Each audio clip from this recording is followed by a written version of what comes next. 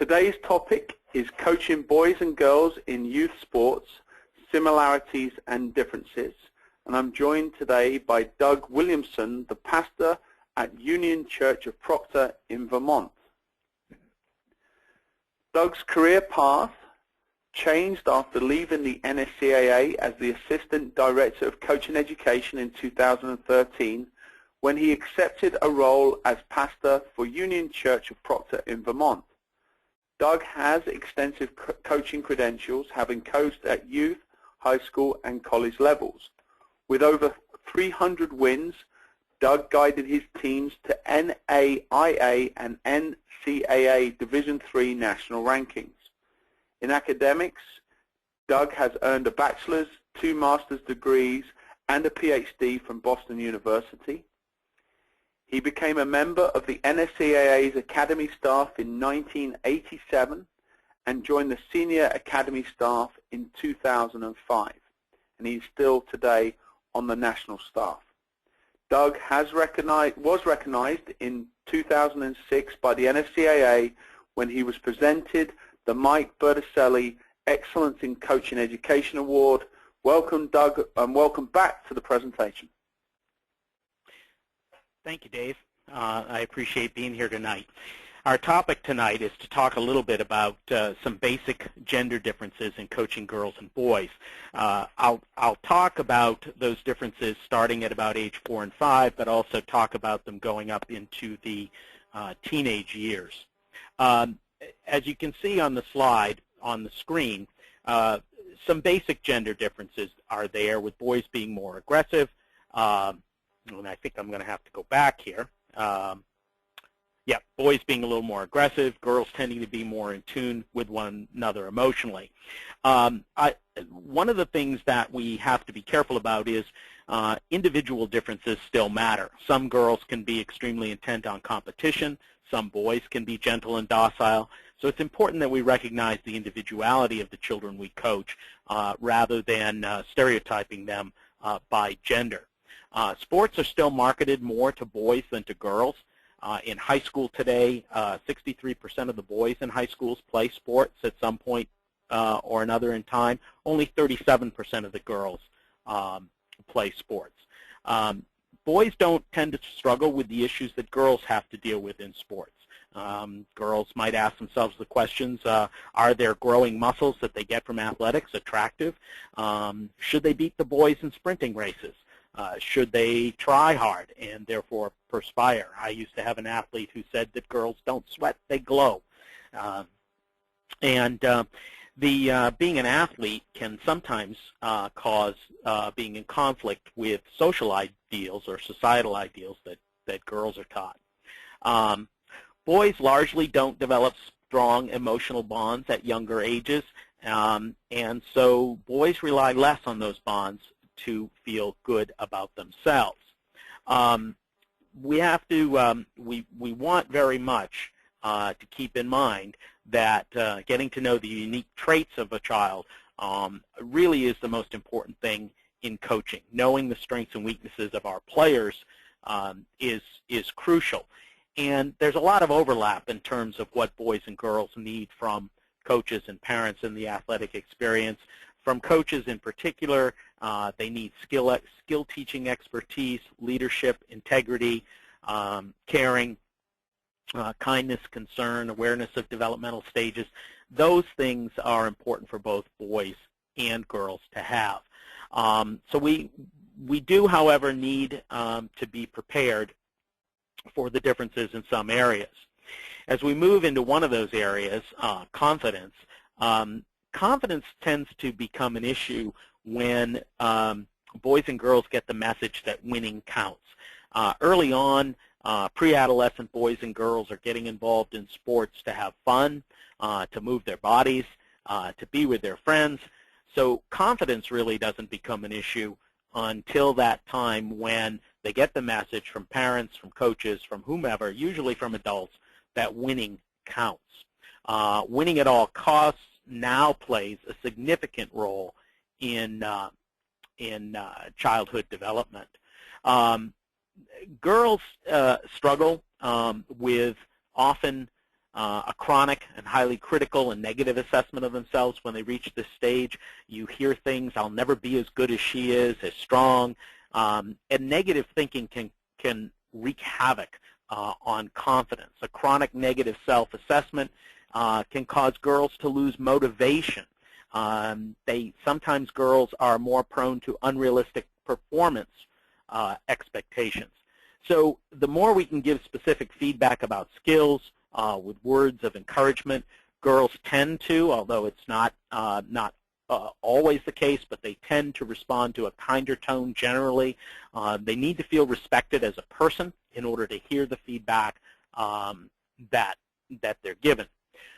Boys can lose confidence too, but when they lose confidence, it tends to be based on performance, and boys tend to hold others responsible. My coach hates me. Some of you may have seen the videos that are online, the animated videos where you will hear, and forgive me, it's a bit brusque, but my coach sucks. And if you've seen those videos on YouTube, you'll know what I'm talking about. We want both boys and girls, but particularly we want boys to feel a sense that they have some control over their performance, that they can improve with greater effort, greater learning of skills, and it's vitally important that we allow boys to see that they have some control over their environment, and that what they do in their performance matters. As we move on to sports-related skills, early on, boys and girls have the ability to run, jump, and go through physical challenges pretty much at the same level, right up through the pre-adolescent years. In adolescence, boys will outperform girls because they get stronger and usually bigger. But the ability to perform within teams is really much more about coaching, individual differences, individual skills and ability, individual work ethic, things of that nature.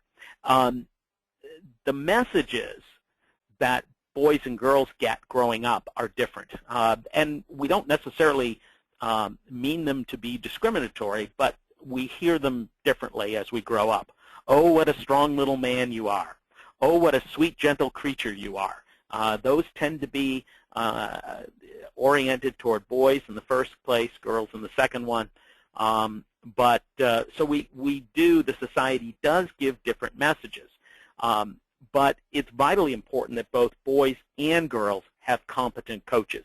Coaches who know how to teach sports-related skills are essential, and it would be great to have young children have competent coaches of both genders as they're growing up. It's not always possible, but it would be great for boys to have female coaches and girls to have male coaches, not exclusively, but at least to experience coaches of both genders as they grow up, to get a little bit different exposure to style, but also to see that, that both men and women can teach the skills of the game.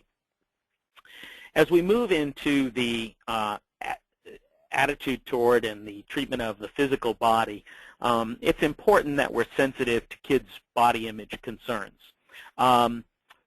Girls focus on their weight and their body shape. Bulking up can be an issue. I came across a really interesting story in a book called Whose Game Is It Anyway?, which I've referred to in some previous webinars by Ginsberg, Durant, and Baltzell. They tell a story of a full scholarship female triple jumper who is reticent about doing the work that's been set out for her because she doesn't want her thighs to get too big. And this is a triple jumper who's a scholarship athlete at a Division I school. And she's willing to sacrifice performance in exchange for being more attractive. Male athletes can deal with the issues of a lean body as well, but they can lead to overworking and to sometimes to performance-enhancing drugs. And let me come back to that in just a minute. There's another story in the Whose Game Is It Anyway book that talks about Joe, who's a scholarship basketball player, who his teammates call him part of the Chub Club.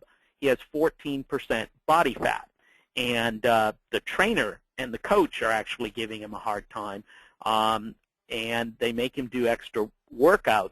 But the reality is this is a lean, powerful-looking young man, and he's worried about muscle mass, and he's worried about how lean he is. So we really do need to be careful about both boys and girls.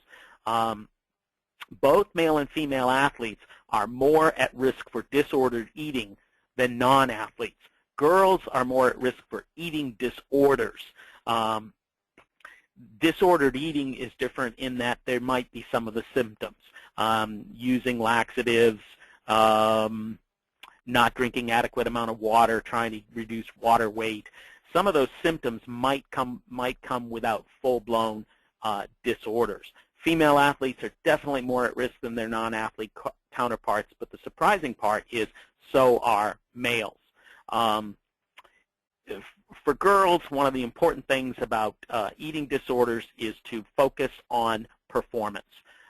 We want them to be aware of performance issues and to not worry about appearance, but to worry about performance, and that keeps the focus on a healthy body weight.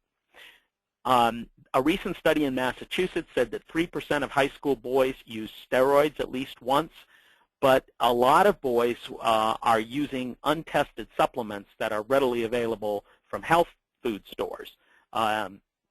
Those supplements promise increased muscle mass, and the overuse of protein supplements can, such as creatine, can lead to kidney damage in young adults and older people as well.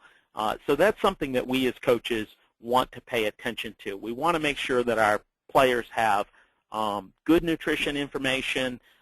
We want them to have, we want to be sensitive to their body image, but we also want to make sure that they have good nutrition information and to understand how boys and girls use, especially as they get into adolescence, use food stores differently.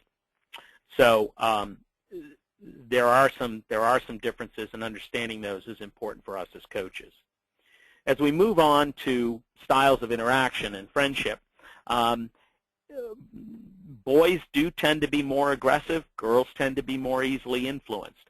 But from ages 3 to 11,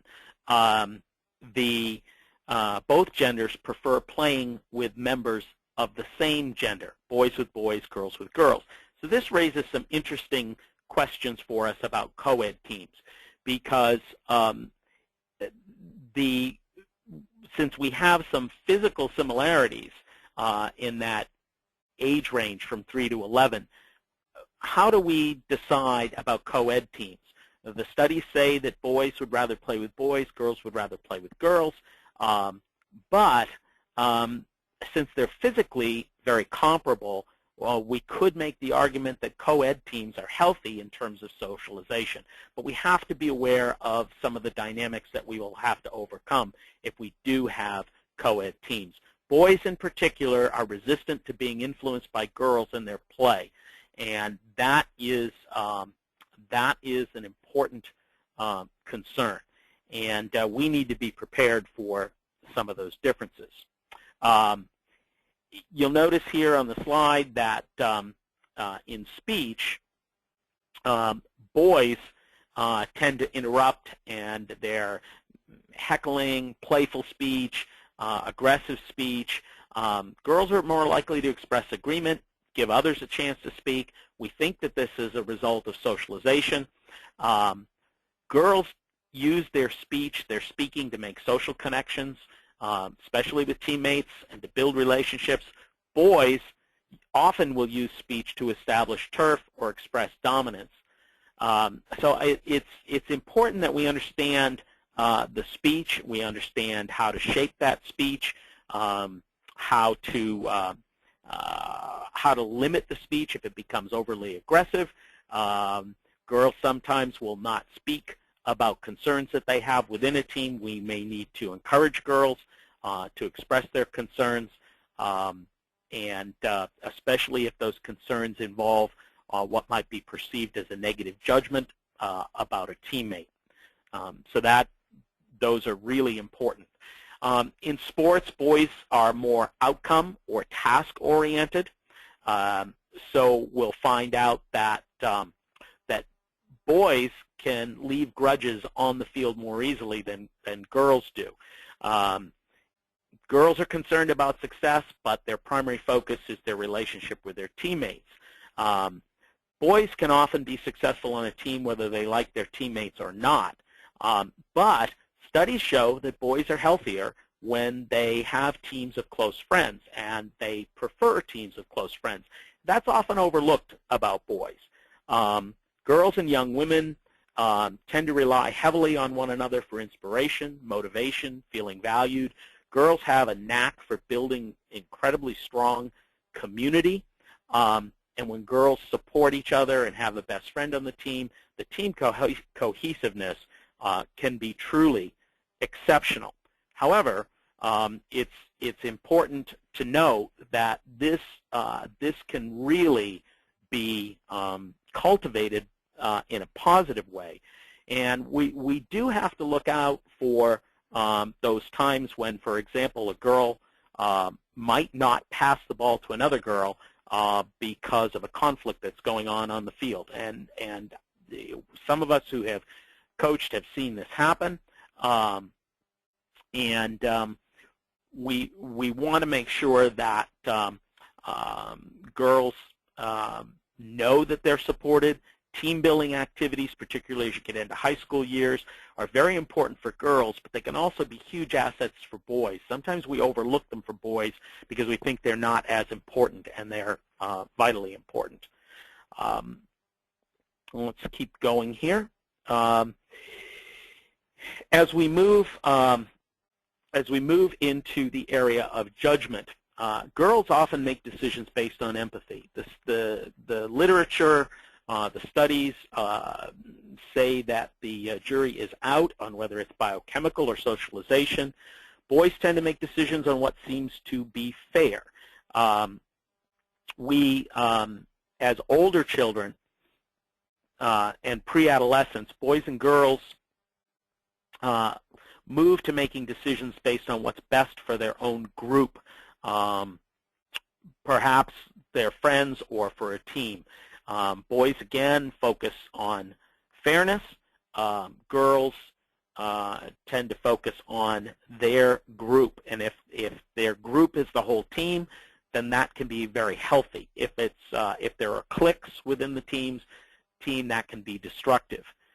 We certainly want to encourage boys as they get to the pre-adolescent and adolescent years to have empathy for both their teammates and their competitors.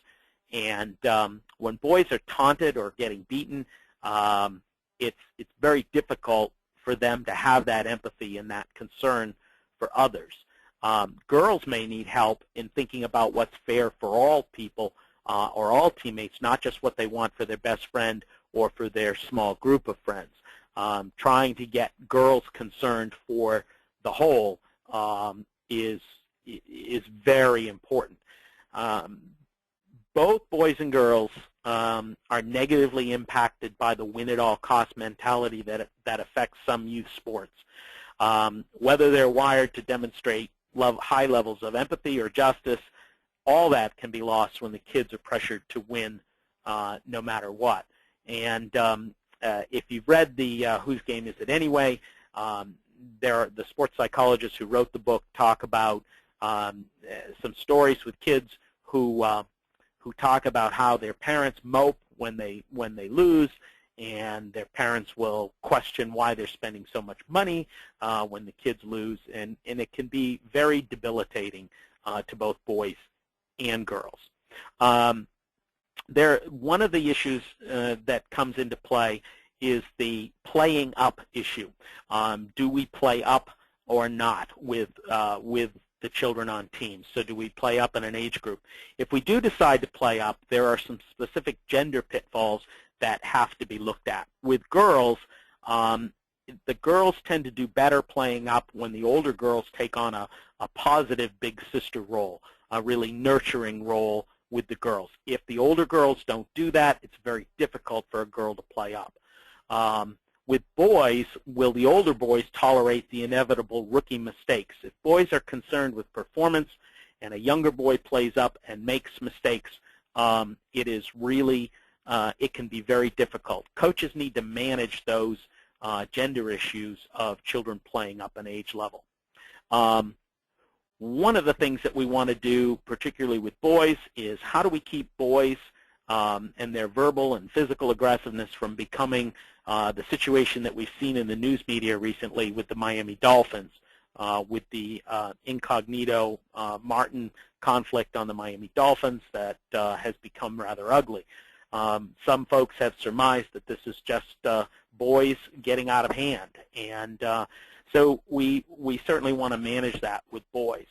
When we have sadistic and overly aggressive coaches, they tend not to be tolerated ever on girls' teams within clubs, but sometimes we tolerate them on boys' teams more than we would on girls. And for those of us who run clubs, it's really, really important that we that we focus on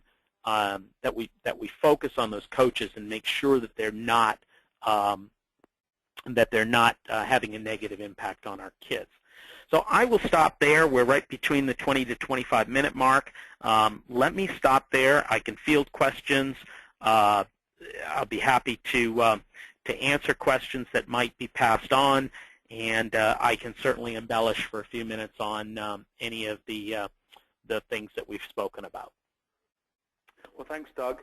Before we do get to questions, and this is your opportunity, if you haven't sent in a question, to do so now, and then we'll use those to ask Doug now, and any that we don't get to we'll include in our LinkedIn discussion tomorrow. First question from Sally asks, how long should clubs keep boys and girls together for training purposes?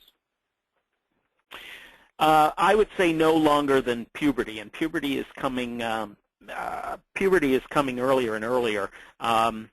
Normally we say till about 11 years old, and so U12 is about the right age at which it would be good to separate them. We really do need to pay attention, though, to those social dynamics that I mentioned, because physiologically boys and girls can play together up until about that age. Socially, in terms of what the culture teaches boys and girls, we have to judge each individual situation in each club and town based on the cultural environment, the social environment, how the children are socialized, and how much the boys and girls can tolerate playing with each other. If you're going to have co-ed teams, it's important to manage the socialization differences that boys and girls are subject to as they grow up. Ralph asked the question, what would you suggest to a coach who has always coached boys but wants to coach girls? I think one of the things is to sit and talk with female coaching colleagues about what they do that's the same and what they would do that they perceive as different, how they manage the socialization, and the emotional attachment that girls have to their friends. I think understanding girls' strong feelings of empathy for one another, the importance of friendships in a team environment and keeping those healthy. I think it would be good for a male coach who's used to giving feedback to boys to get some lessons in giving feedback to girls. The expertise piece, the ability to teach skills is important. How we give feedback is, in terms of the teaching of those skills, is particularly critical. And I think talking with male coaches who have coached female athletes of different ages, and talking with female coaches about the way in which they're sensitive to the community building that girls do somewhat naturally, and how that can be a pro and a con would be important. Giuseppe sends in a question regarding winning and the focus on winning, and he asks if you think that by focusing on winning, you can actually develop more confidence in players. I think the way to develop confidence is by performance-based evaluation. And performance-based evaluation really isn't about exclusively about winning. And I think that we develop confidence based on our ability to see that we can make an impact on the world around us, that by training we can get better. We've addressed this, I think, in some other webinars, but I think that there's a whole range of evaluations that we need to do for kids. Sports skills, judgment, relationship skills, emotional control. We need to evaluate players in those areas and help them see that they're developing and getting stronger. Winning and losing is particularly for pre-adolescent years, is not a measure at all of whether you're improving or learning the game, because it's so much subject to the ability of a team or a club to stockpile good athletes or more advanced athletes. So I think confidence is much more a factor of good feedback about your overall development. And I would go back to this Whose Game Is It Anyway book, and by Richard Ginsburg, Stephen Durant, and Amy Baltzell. I would recommend that because it's a guide for parents about how we measure success other than winning and losing. And let's take one more question from John. John refers to, it's very similar to the first question, but asks about a strong female player that is U10, U12, and is able to still hold this level position within that top group of boys. Would it be advisable to keep that girl with the boys for that female's development than to move them back into the girls' division or the girls' team? I think that once they get to be out of that U12 age, when the physiology changes, I think it's better for girls to play with girls and boys with boys. The most important comment I ever heard about that was from Tony DiCicco a number of years ago. Tony said that there's a country, which shall remain nameless, that has not done well. They've done very well in men's competition internationally. But in women's competition, they have not done well because no matter how good the girls' players were, because they kept their girls' players with boys all the way up through high school age, through adolescence. And so their best girls are not able to play the most creative and central roles on the field. And so as a country, they've never developed the central players and the character players that other countries have developed. And this country is just now beginning to think about separating the girls from the boys once they get to adolescence so that they get some of those creative players. The girls will tend to get relegated to flank positions, an outside back position. They don't tend to get to be the number 10 on the field. So I think having girls play with boys and letting them play with the best up through age 11, age 12, the U12 category is great. Beyond that, we want them to develop their skills and to be able to be the star player with other girls. And they can't do that usually unless they're playing with other girls.